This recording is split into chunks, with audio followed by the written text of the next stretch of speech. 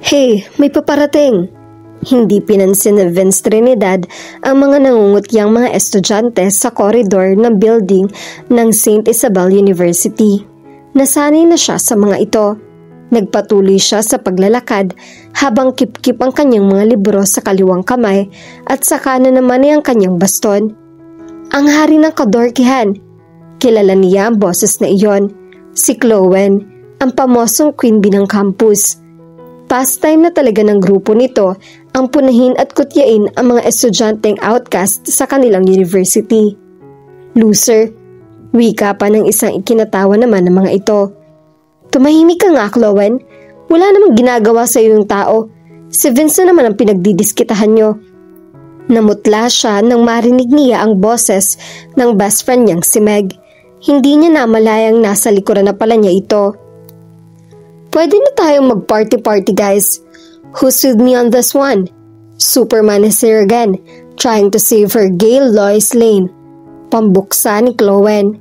Bago pa man siya maging dahilan ng World War III at mapatawag sa discipline office, agad na niyang hinila si Meg palayo sa mga ito. Meg was his protector. No matter how absurd it sounded, sa hula nga niya ay Amazona ang ninuno nito sa malakas ng loob nitong makipag-away at ipagtanggol siya. Bakit mong ginawa yun? Diba, sabi ko naman sa'yo pabayaan mo na lang sila? Meg, sa bawat pagpatol mo sa kanila, mas magkakaroon sila ng lakas na kalabanin ka. At isa pa, huwag mong sayangin ang oras mo sa taong gaya niya. Naiinis na si Tanya rito. Siya ang lalaki, ngunit siya ang madalas na ipagtanggol nito. Masakit man sa ego niya, pero wala siyang pagpipilian. At ano? Ang hayaan silang pagtawanan ka? I won't tolerate that. Alam ko naman yun, pero wag mo namang ilagay ang sarili mo sa kapahamakan. Come on, Vince. Ilang beses ko na rin sinabi sa iyo na huwag kang makikialam sa diskarte ng may diskarte. Napabuntong hininga na lamang siya. Meg had been his best friend since time immemorial. Pareho sila ng paaralang pinapasukan, ngunit magkaiba ang kanilang schedule.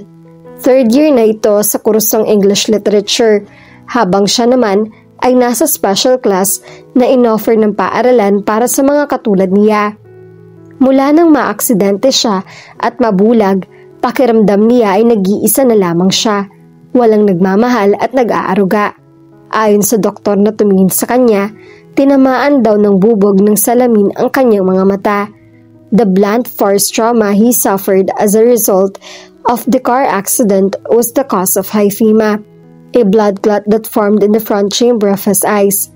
It appeared as a small pool of blood at the bottom of the cornea, and this the major cause of his blindness.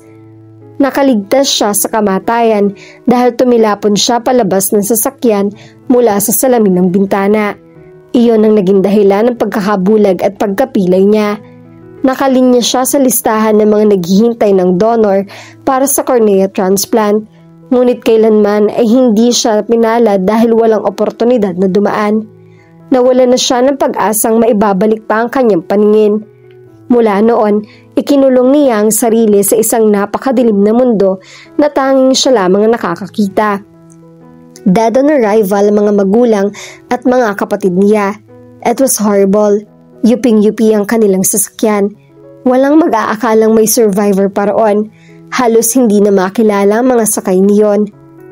Patay rin ang driver ng puting van na nakabangga sa kanila. Nangyari ang aksidente, 10 taon nang nakalilipas, ngunit natatandaan pa niya ang bawat detalye niyon. Ang iyak ng mami niya at ang sigaw ng daddy niya. Hanggang ngayon ay hindi pa rin niya magawang patawarin ng sarili. Kung nakinig lamang siya noon sa mami niya, tiyak kasama pa niya mga ito. Siya ang dahilan ng pagkamatay ng mga ito. Nang nalaman niyang nawalan siya ng paningin, nakiusap sa Diyos na kunin na rin siya. Ano kaya ang gagawin ng 10 taong gulang na batang bulag na tulad niya? But maybe fate wasn't that cruel to him. Dahil noong nagpapagaling siya sa ospital, sa isang tagong hardin ay may isang anghel na lumapit sa kanya. 1, 2, 3. Hey, let's play. Binili ng mami ko tong si Barbie. Sabi pa niya i-share ko rin daw ito sa iba, lalo na sa aking new babysitter. sabi ng isang tinig ng batang babae sa kanya. Bigla siyang kinabahan kaya nabitiwan niya ang hawak niyang bulaklak. Kaninong boses na iyon? 2 boses lamang ang nakasanayan niyang marinig mula nang mabulag siya. Ang boses ng Tita Clara niya at ni Dr. San Isidro. Ano nangyari sa mga mata mo, bata? Bakit may takip? Alam ko na. Naglalaro kayo ng tagu-taguan. Can I join? Please? I'll be good. Napangiti siya ng bahagya. Hindi ako naglalaro. Nakita mo naman siguro nakaupo ako rito. Itinuro niya ang kinauupang wheelchair. Ang akala ko only old people use that kind of chair. Kasi ang lolo ko, dyan din nakaupo. Humagikik ito. Tila hagikik ng isang anghel ang naririnig niya. Tila musika sa pandinig niya ang tawa nito dahil napawi niyon ang kanyang iniindang sakit. Matagal na kasi mula nang may tumawang kasama siya. Umiling siya.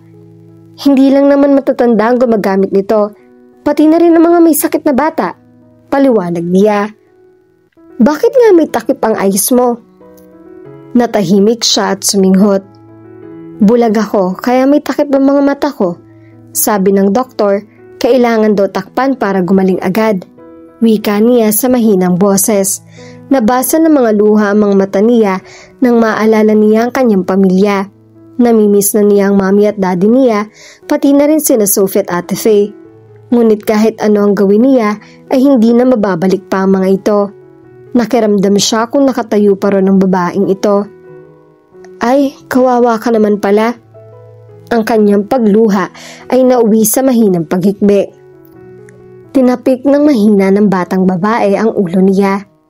Tahana, nasaan ang mama mo? Bakit nag-iisa ka rito?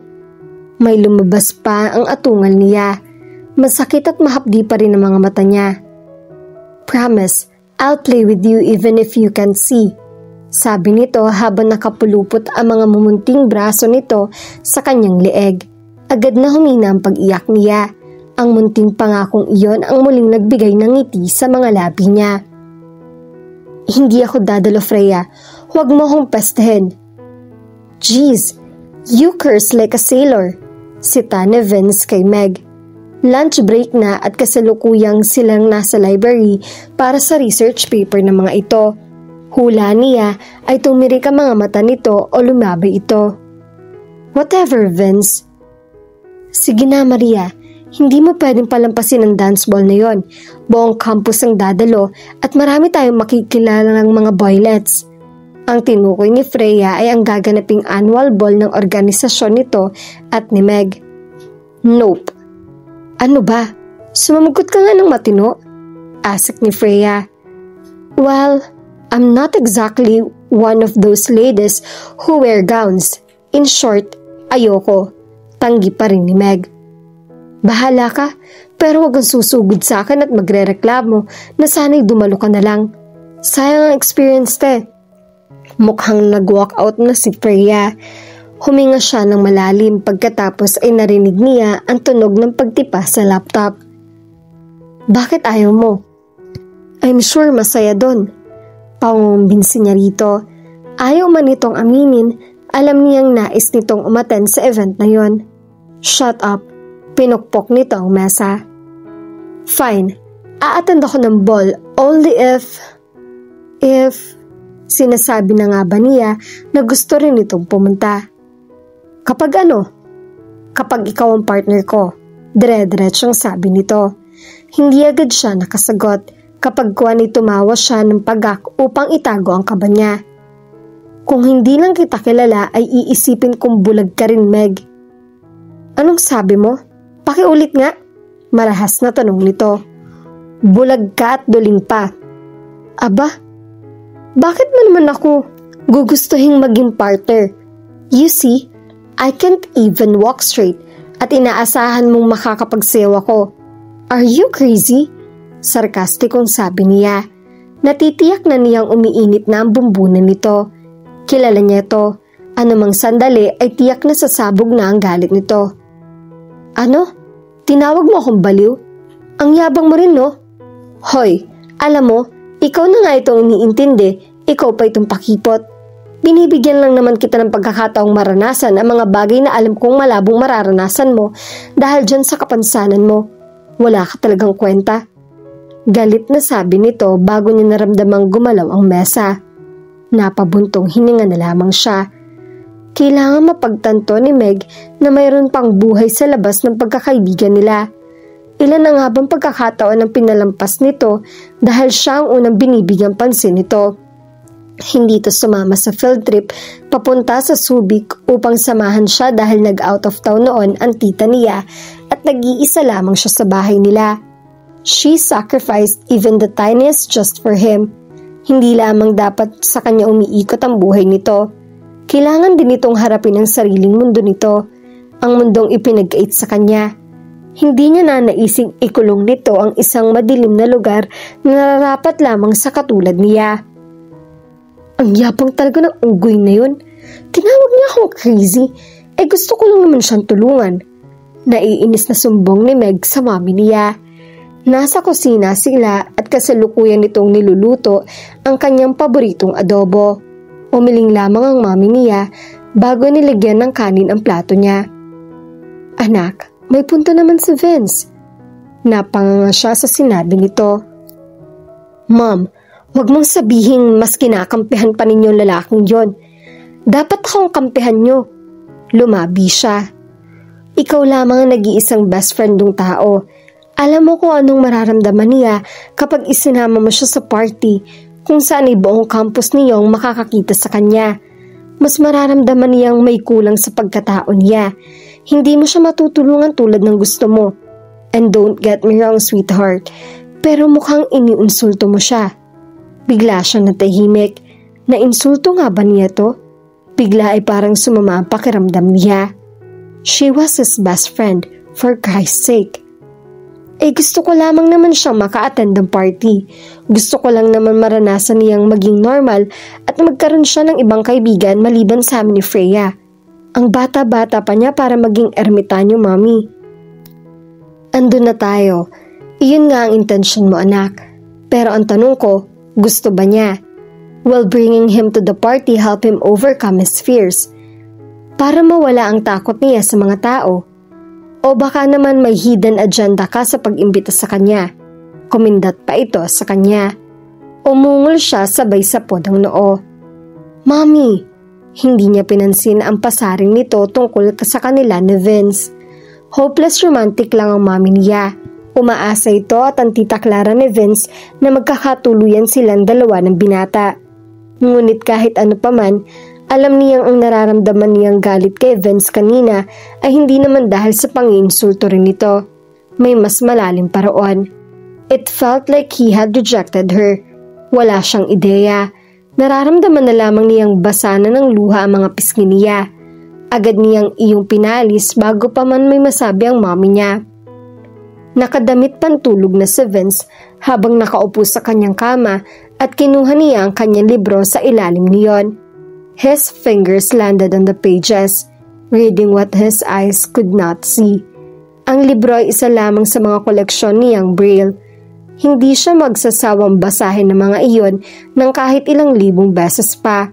Ang Braille ay isang writing system para sa mga visually impaired at consists of patterns of dots na nababasa sa pamamagitan ng paghaplos doon. Malungkot siyang ngumiti. Sana mapatawad niya ako. Wika ng kabilang isip niya nang maalala si Meg. Yeah, 'cause you're an idiot man. Giit naman ang isa. Narinig niyang bumukas ang pinto ng kanyang silid. Heto na ang hot chocolate, iho. Inumin mo na bago pa lumamig at masayang. Masiglang wika ng tita Clara niya. Pagkatapos ay narinig niya ang paglapag ng baso sa bedside table niya. Salamat po, tita. Siya nga pala.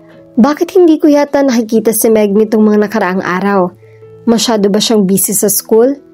Tanong nito bago niya naramdamang umupo ito sa kama niya. Opo, busy nga ang isang yon. Malapit na kasi ang finals, tita. Pagsisinungaling niya. Oras na sabihin niya ritong mayroon silang tampuhan ng dalaga, ay tiyak na magagalit ito sa kanya. His aunt adored Meg so much. Kapag magkasama ang mga ito, ay daig pa ng mga itong totoong mag-ina. Single pa rin ang tita niya na kapatid ng daddy niya. Mula nang maulila siya ay ito nang nag-aruga sa kanya. Ito at ang isang uncle niya ang namamahala sa mga naiwang ari-arian ng pamilya niya. His aunt had given up everything just for him, even getting married. Ayaw niyang maranasan din ni Meg iyon. She deserved to live a normal life.